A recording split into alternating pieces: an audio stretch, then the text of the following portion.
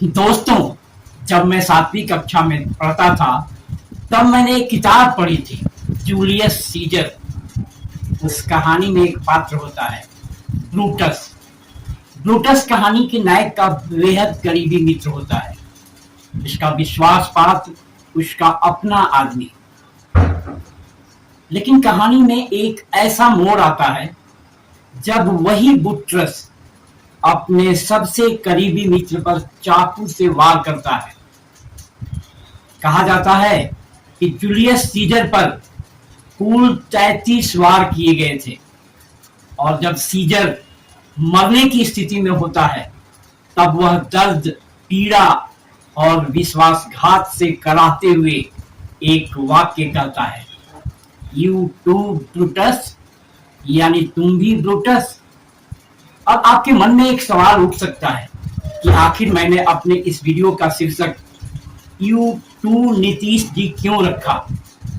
तो दोस्तों, आज की इस वीडियो में मैं यही समझाने की कोशिश करूंगा कि आखिर क्यों बिहार की जनता, खासकर बिहार की महिलाएं कह रही हैं यू टू नीतीश जी, यानी चाचा आप भी।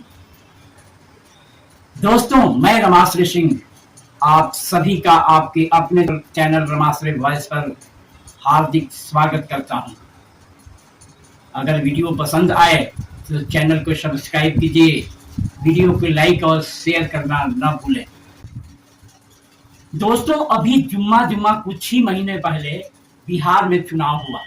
बिहार की हर गली, हर नुक्कड़, हर चौराहे पर बड़े बड़े पोस्टर लगे हुए थे, 25 से 30 फिर से नीतीश। मीडिया में लगातार खबरें आती रही। विपक्षी दल बार बार कहते रहे कि सुशासन बाबू अस्वस्थ हैं, पहले जैसे सक्रिय नहीं रहे। लेकिन इसके बावजूद नीतीश कुमार जी मैदान में उतरे और बिहार की जनता को यह भरोसा दिलाने में सफल रहे कि जो विपक्ष कह रहा है उसे कान से सुनिए और दूसरे से निकाल दीजिए।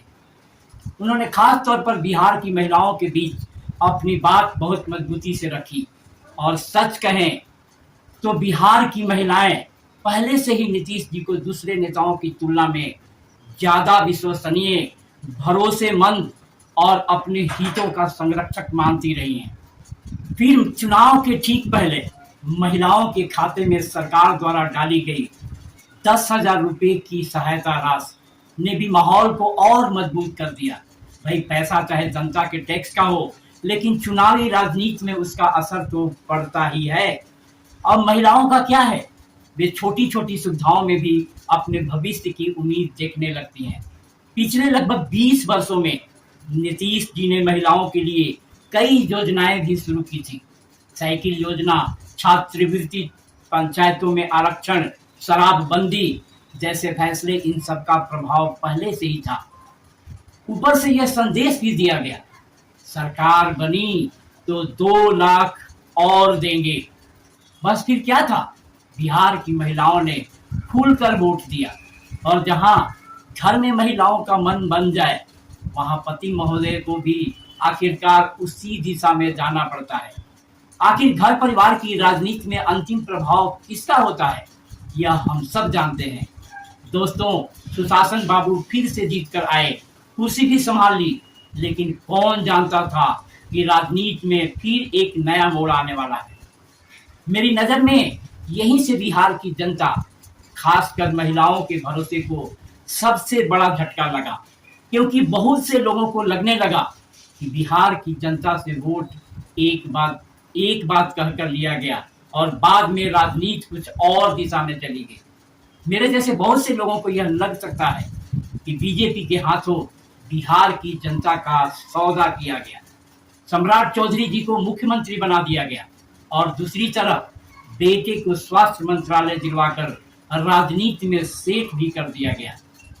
अब आप कह सकते हैं कि राजनीति में समझौते होते हैं, समीकरण बदलते हैं, ठीक है, होते होंगे, लेकिन जनता का सवाल भी तो बनता है, खासकर उन महिलाओं का जिन्होंने भरोसा किया, वोट दिया और यह माना कि नीतीश जी जैसा कहेंगे वैसा ही करेंगे। या बिहार की महिलाओं को यह लग सकता है कि जिन पर भरोसा किया वही भरोसे के साथ राजनीति कर गए? और यहीं से मेरे मन में यह सवाल आता है, यू टू नीतीश जी, यानी चाचा आप भी, क्योंकि भारत की राजनीति में जनता के साथ यह अक्सर होता रहा है।